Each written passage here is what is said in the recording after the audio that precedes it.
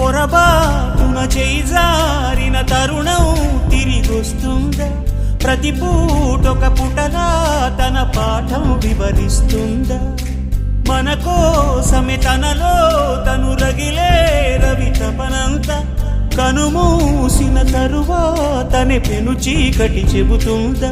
కడతేరని పయనాలెన్ని, పడదోసిన ప్రణయాలెన్ని అని తిరగే ఛాయా చరిత పుటలు, వెను చూడక ఉరికే కథలు, తమ ముందు తరాలకు స్మృతుల చితులు అందించాలా ప్రేమికులు. ఇది కాదే విధిరాత, అనుకోదేం ఎదురీత.